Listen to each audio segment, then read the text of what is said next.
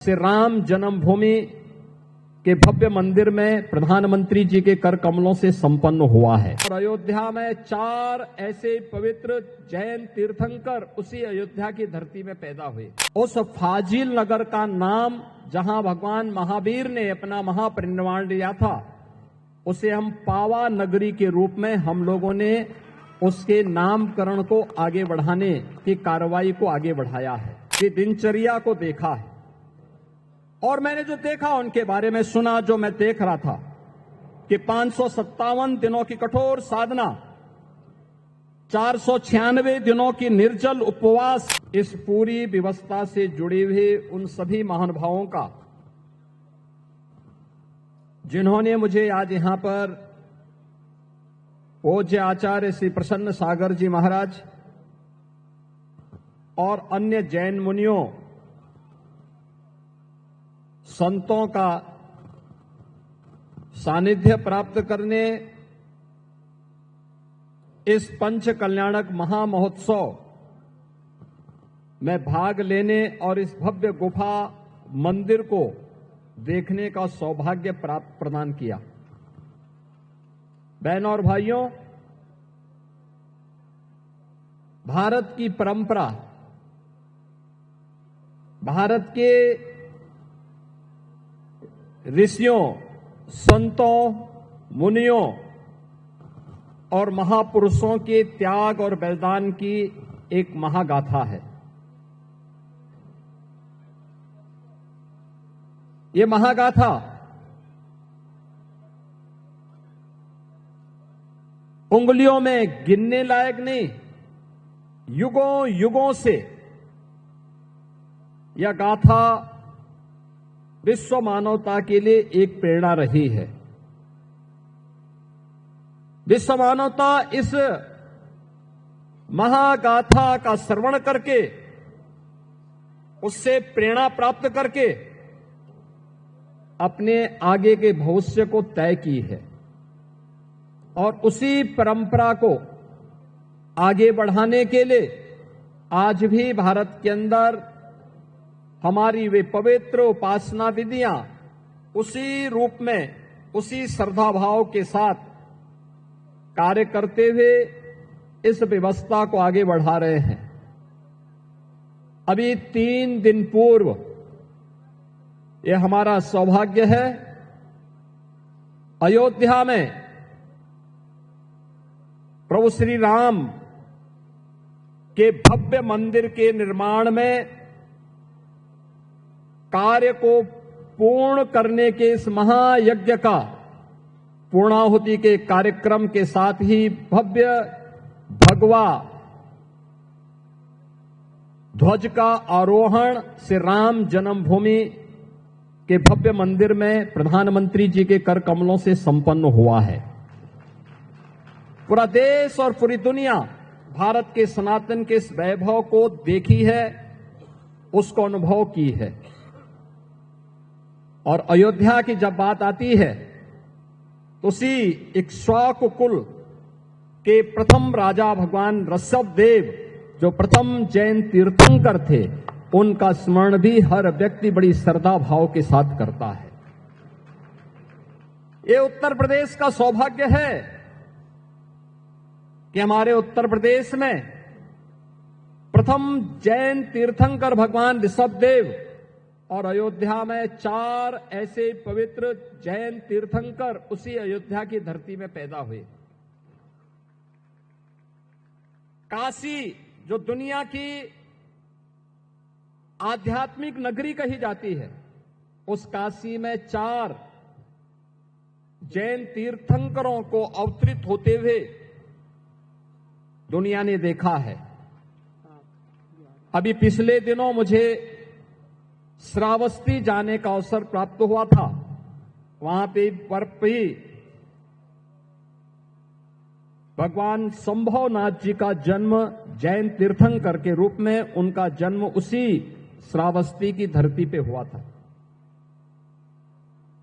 भगवान महावीर का जन्म यद्यपि वैशाली में हुआ, लेकिन महापरिनिर्वाण उन्होंने उत्तर प्रदेश के कुशीनगर के पावागढ़ में लिया था और आज मुझे बताते हुए प्रसन्नता है कि हमारी सरकार ने उस फाजिल नगर का नाम जहां भगवान महावीर ने अपना महापरिनिर्वाण लिया था उसे हम पावा नगरी के रूप में हम लोगों ने उसके नामकरण को आगे बढ़ाने की कार्रवाई को आगे बढ़ाया है। यानी ये 24 जैन तीर्थंकर जिन्होंने समाज को एक नई दिशा दी,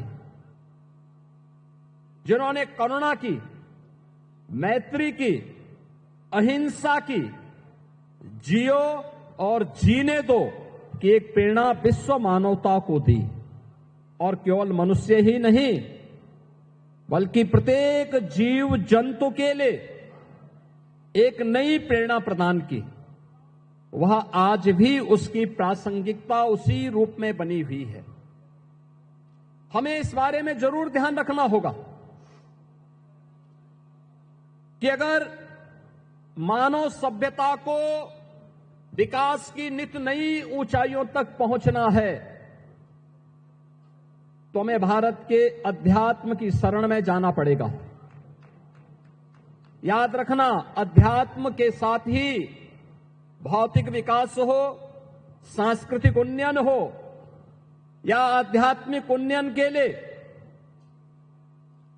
एक सुरक्षित वातावरण चाहिए, सुसभ्य वातावरण चाहिए, साफ सुथरा वातावरण चाहिए। और यह भारत ने ही पहले भी दुनिया को दिया है, आज भी विश्व मानवता के लिए वह संदेश भारत का ही है, भारत के ऋषि मुनियों का है, भारत की परंपरा का है, भारतीय संस्कृति का है। हम सबको इस बारे में गौरव की अनुभूति होनी चाहिए कि हम सब इन सभी संदेशों को लेकर के जो भारत की ऋषि मुनि परंपरा ने हम सबको दिया है, अगर हम इसका आत्मसात करते हैं, इसका अनुसरण करते हैं तो यही विश्व मानवता के कल्याण का मार्ग प्रशस्त करता है। आप याद करिए, गत वर्ष जब प्रधानमंत्री मोदी जी ने उस समय अप्रैल में दिल्ली में विश्व नौकार महामंत्र दिवस पर वन वर्ल्ड वन चैंट कार्यक्रम का उद्घाटन किया था, उस अवसर पर उन्होंने 9 संकल्पों को हम सबको प्रदान किया था। वे 9 संकल्प थे कि पानी का बचत,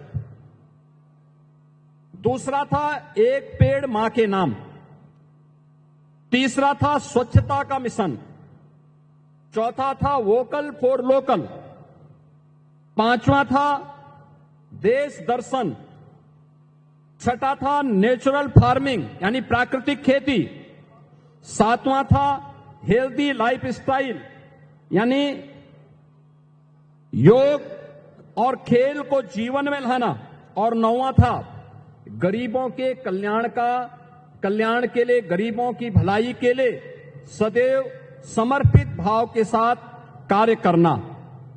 और आज मुझे बताते हुए प्रसन्नता है कि जैन मुनियों की जो परंपरा है उसी पवित्रता को आगे बढ़ाने का कार्य कर रही है।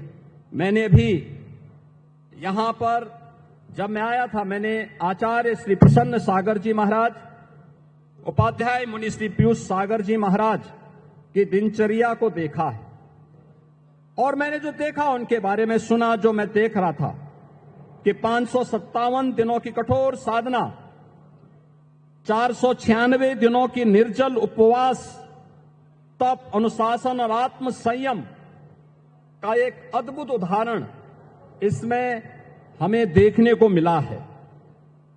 ये चीजें दिखाती हैं कि अगर हम संकल्प ले लें तो पिंडमाही ब्रह्मांड समाया, यानी सब कुछ जो कुछ हमें बाहर दिखाई दे रहा है वह सब कुछ हमें इस शरीर में अनुभव होते हुए दिखाई देगा। और यह मुझे प्रसन्न सागर जी महाराज की साधना के माध्यम से देखने और अनुभव करने का अवसर प्राप्त हुआ है। मैं आज के इस अवसर पर जब इस पवित्र कार्यक्रम में पंच कल्याणक महामहोत्सव में मुझे भाग लेने का अवसर प्राप्त हुआ है। यहां पे मुझे भगवान पार्श्वनाथ और क्रांतिकारी संत तरुण सागर जी महाराज के इस पावन गुफा मंदिर के लोकार्पण के समारोह में भाग लेने का अवसर प्राप्त हुआ है। मैं आयोजकों को इसके लिए हृदय से धन्यवाद देता हूं। आप सबके प्रति अपनी शुभकामनाएं देता हूं। पंच कल्याणक महामहोत्सव के प्रति अपनी शुभकामनाएं देता हूं और पूज्य आचार्य श्री प्रसन्न सागर जी महाराज और उनसे जुड़े हुए सभी अन्य जैन मुनियों को यहां पर नमन करते हुए उनका अभिनंदन करता हूं, स्वागत करता हूं। धन्यवाद। जय हिंद।